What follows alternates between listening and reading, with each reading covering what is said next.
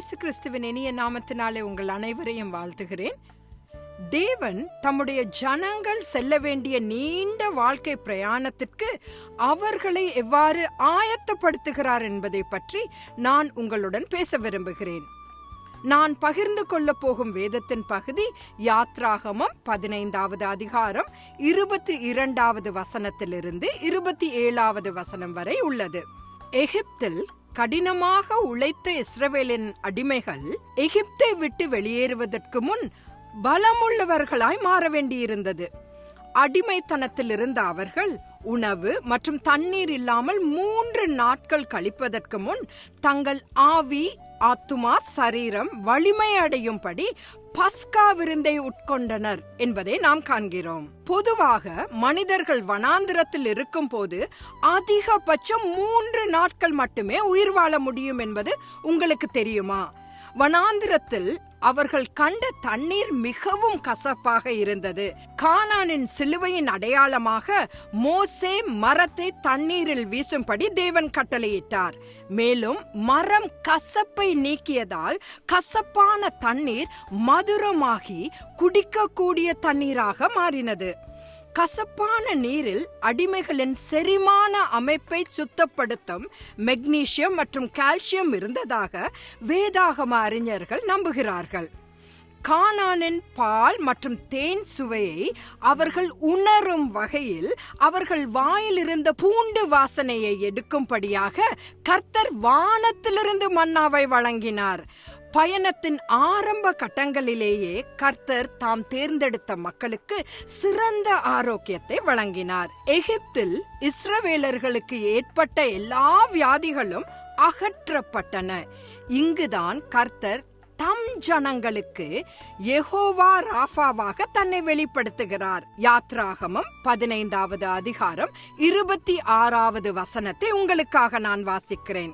நீ உன் தேவனாகிய கர்த்தரின் சத்தத்தை கவனமாக கேட்டு அவர் பார்வைக்கு செவ்வையானவைகளை செய்து அவர் கட்டளைகளுக்கு செவி கொடுத்து அவருடைய நியமங்கள் யாவையும் கைக்கொண்டால் நான் எகிப்தியருக்கு வர பண்ணின வியாதிகளில் ஒன்றையும் உனக்கு வர பண்ணேன். நானே உன் பரிகாரியாகிய கர்த்தர். புதிய ஏற்பாட்டில் அந்த மரமானது நம் ஆத்துமாவுக்கு வேண்டிய ஜீவ தண்ணீரை கொடுக்கும்படியாக இயேசு சுமந்து சென்று அறையப்பட்ட அந்த சிலுவையை குறிக்கிறது. சிலுவையில் இருக்கும் இயேசுவால் மட்டுமே கசப்பு மற்றும் பாவத்தின் அடிமைத்தனமான வாழ்க்கையிலிருந்து நம்மை விடுவித்து நம் வாழ்க்கையை இனிமையாக மாற்ற முடியும். அவரை நினைத்து பாருங்கள். அவர் உங்கள் இருதய கதவை தட்டும் போது அவரை புறம்பே தள்ளிவிடாதீர்கள்.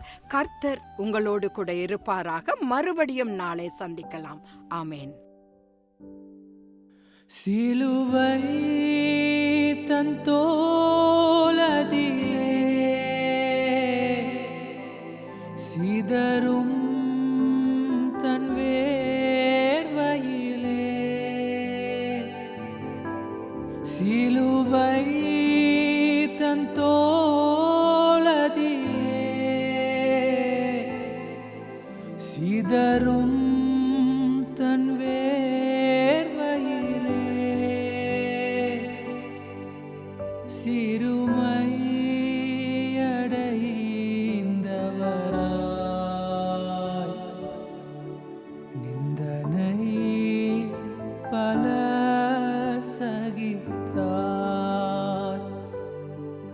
சிறுமை அடைந்தவராய் நிந்தனை பல சகித்தார். கல்வாரி மாமலையோரம் கொடுங்கோர காட்சி கண்டேன். கண்ணில் நீர் வழிந்திடுதே